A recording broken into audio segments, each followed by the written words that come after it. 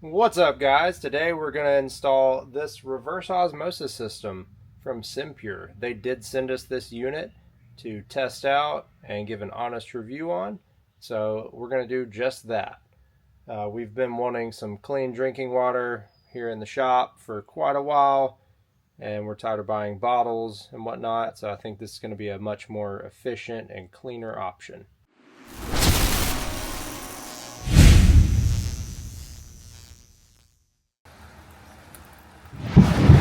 Jeez! Holy no! So now that we're done pooping ourselves from that thunder, let's show you how to install this. This system is very easy to install, and in our case, we're not putting it under a sink, which is how this is really designed to do, but you can put it in a mechanical room, out in the open, however you want to do it. But for us, in a shop, this is the best fit. So you have 4 parts to the system. You've got the main unit, your filters, you've got the tank, and you've got your spout. You've got your main unit, you put your filters onto it. They're pretty easy to screw in. You just line it up. You want your words to be towards the front. Your inlet filter is going to be behind the PP. Easier to remove that, hook that up, and then you can punch your hoses in. So all of the connections are these little push fit connectors, and they're very easy to use and undo. You do want to make sure of your locations that you're going to install everything. Make sure all the cabling will reach for that. And you will need a regular 110 power outlet. Keep that in mind if you're installing under a sink and don't already have that.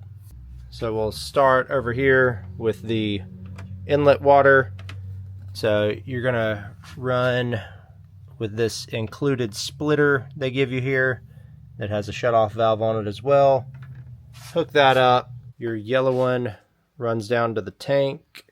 So we've got our tank sitting down here, and this is a open and close valve for the tank. Our next one will go with our wastewater. You could do it if you have a vent. We have a wet vent here we're using. You can run it somewhere along your P-trap. It just kind of screws together with this, and there's a little plastic or foam gasket that goes inside that. And finally, we have our outlet water, which is going to come down and go to our spout. So with that, you just drill, I think it was like a 1/2 inch hole. Drill that through, and then it uses a coupler down here that you push together with your little plastic hose. And make sure of the orientation on this when you're getting ready to put it in. So what I really like about this is this stuff gets out the forever chemicals out of the water, PFOS and all that stuff, and it strips out chlorine, fluoride, all of it. Set up the correct way.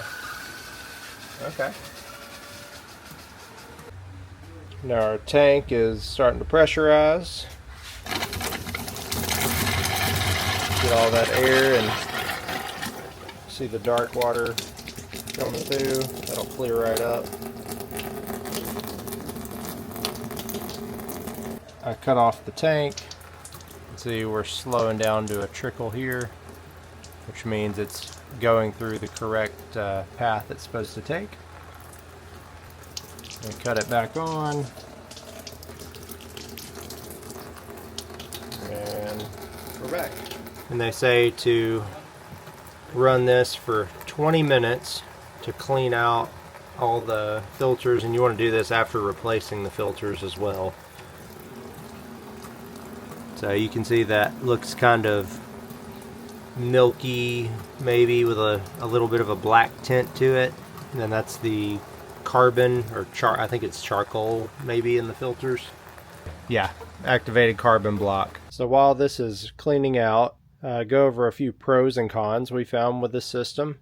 First, I'll give you a couple of cons, and they're really not that big of a deal, but these elbows could stand to be a little longer, at least for the way I'm installing it. It'd be nice if they overhung right here.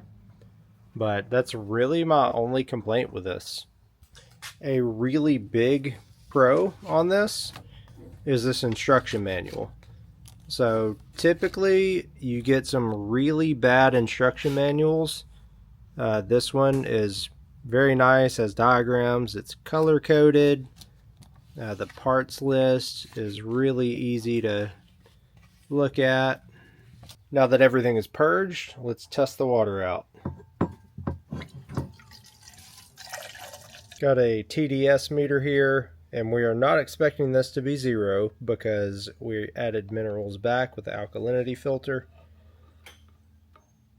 Looks like we've got 23, and I'm going to call that extremely acceptable. Let's see what tap water is. And we've got 121 with the tap water.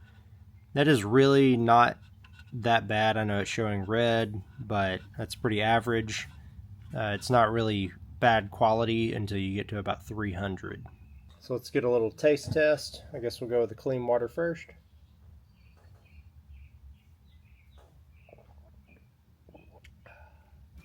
It's good. It's very clean tasting. I don't taste any chlorine or anything like that.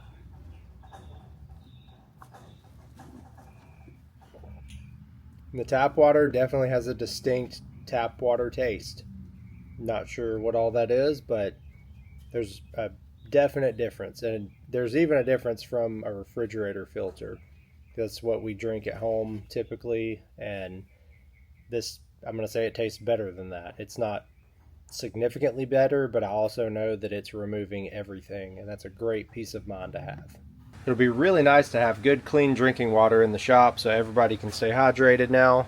This is a really easy system to install, and thank you to SimPure for sending us this unit, and be sure to look out for our next video we'll have on another one of their units.